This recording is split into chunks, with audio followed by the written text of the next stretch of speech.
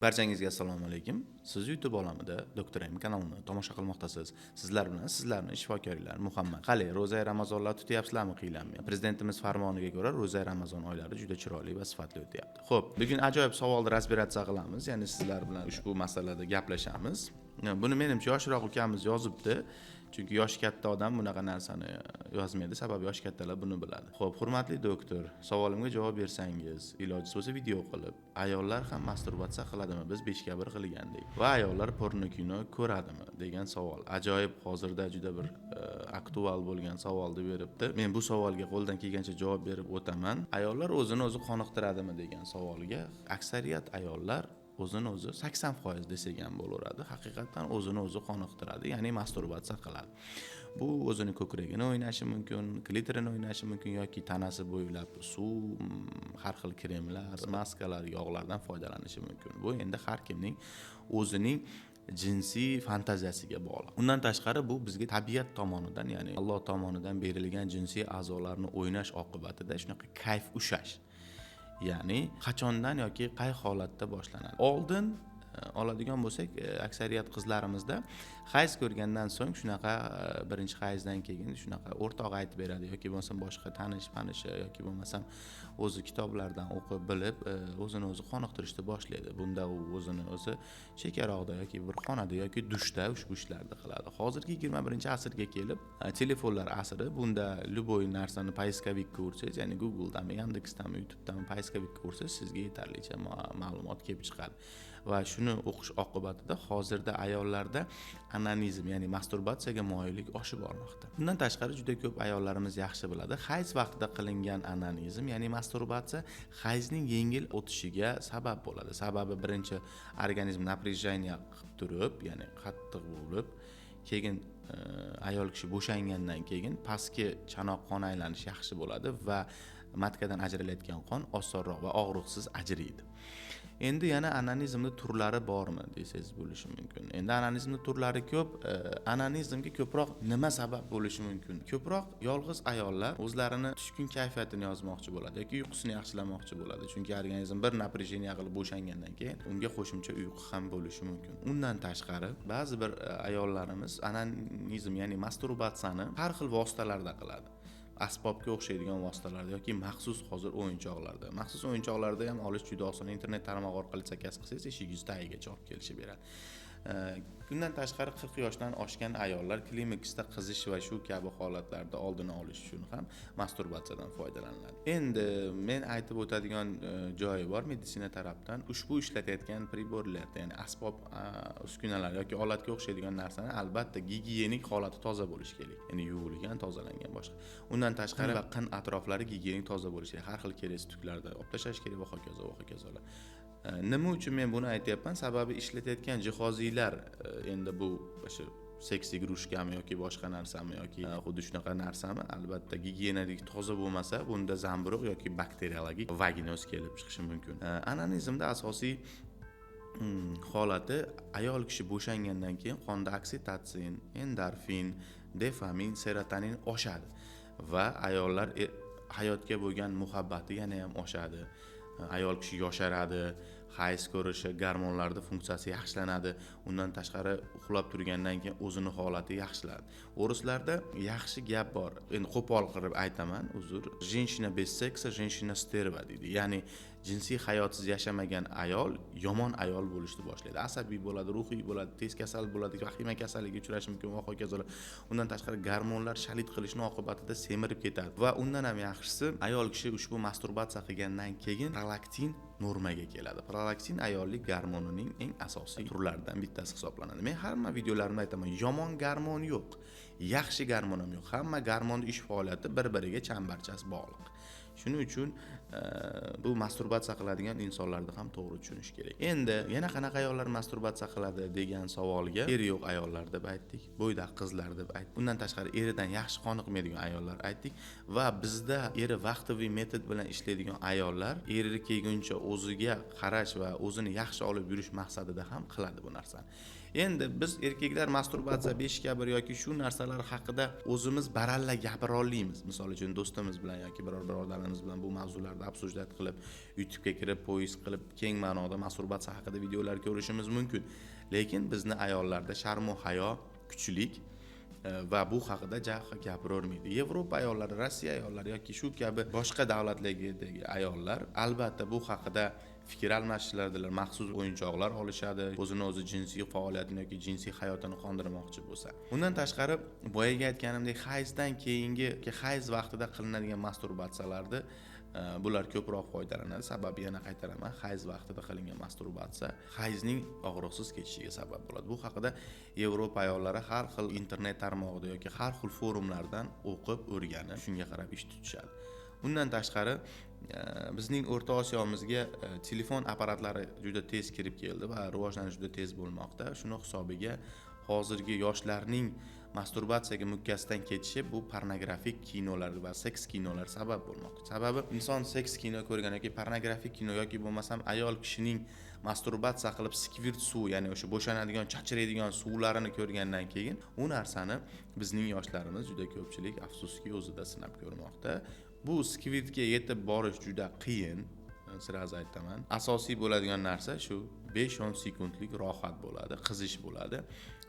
Yurak tez urib, xuddalik kardio trenirovka qilganingizdek nima bo'ladi.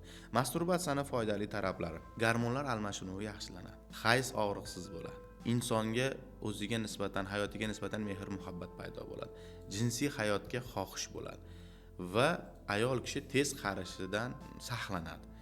Endi bu narsani yosh qizlarimizga tavsiya qilmagan bo'lardik, sababi o'ta his hayajonga berilib ketishi oqibatida o'sha qo'lini yoki o'ynab turgan o'yinchog'ini qindi ichiga tiqib yuborish holatlari paydo bo'lyapti va bu qindi ichiga tiqib yuborish holatida qizlik pardasi yirtilib qoladi, ya'ni bokiraligi buzilib qoladi. Shuning uchun har qanaqa ishni ehtiyotkorona, shoshilmasdan aql tarozisiga qo'yib boshqa qilib qilgan ma'qul. Endi onanizmni, ya'ni masturbatsiyani zarari bormi degan savolga, ha, zarari bor.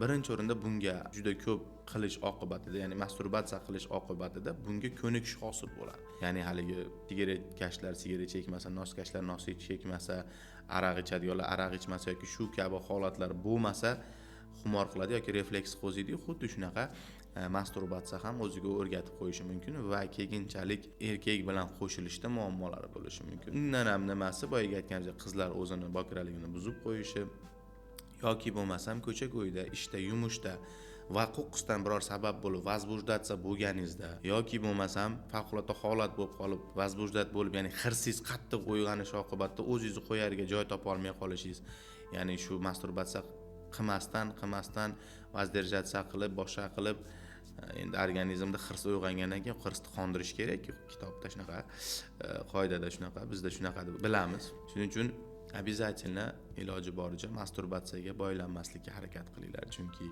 yana qaytaraman, hurmatli ayollar, erkak kishining o'rnini hech narsa bosa olmaydi. YouTube'da bir opa chiqyapti ekan, erkak kishi nimaga kerak deb. Erkak kishi birinchi o'rinda sizni sog'lig'ingiz, salomatligingizga, oilangizga, farzand ko'rishingizga, ertaga sizni himoya qilishga, undan tashqari sizni ta'minlashga yoki siz bilan hayotni o'sha ma'lum bir vaqtigacha o'lim ajratmaguncha birga yashashga, ayol olamdan o'tgandan keyin uni tobutini yelkasiga ko'tarib qabristonga olib borishga kerak. Ushbu opamiz videosini mana ko'rishinglar mumkin. Erkak nimaga kerak deb juda ko'p gapirib yoribdi, chap bo'lar bo'lmas gaplarda gapirib yoribdi. Mana ayollar savol beringlar, erkak nima uchun kerak? Erkak kishi har bir ayol uchun kerak. Har bir erkak uchun bir ayol zarur. Shuning uchun masturbatsiya bu vaqtinchalik kayf, to'g'ri tushunaman, lekin bunga bog'lanib qolishlarini hech ham xohlamayman va shu masturbatsiya oqibatida ertaga hayotinglardagi bo'ladigan shirin va totli damlarni shu masturbatsiyaga almashib qo'ymanglar. Chunki doimiy qilingan masturbatsiya ruhiyatiga, insonning appetitiga, ertaga jinsiy hayotiga albatta o'z ta'sirini ko'rsatadi.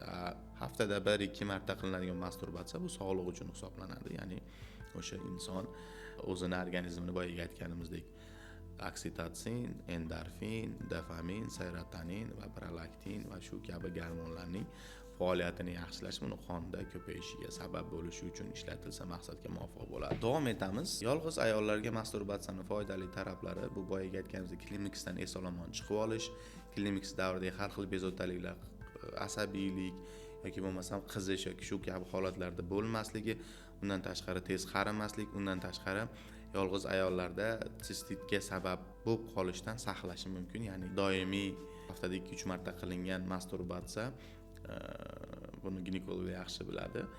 Qinning pastki labi tushib ketmaslikni ta'minlab beradi, ya'ni tonusda turadi va bu sistit kasalligidan saqlaydi.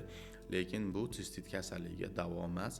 Sistit kasalligida urolog yoki ginekolog yoki bo'lmasam tanish shifokor bilan maslahat qilgan holda to'g'ri lecheniya olish kerak. Hurmatli aziz vatandoshlar, yana shuni aytib o'tishda joiz deb bildim.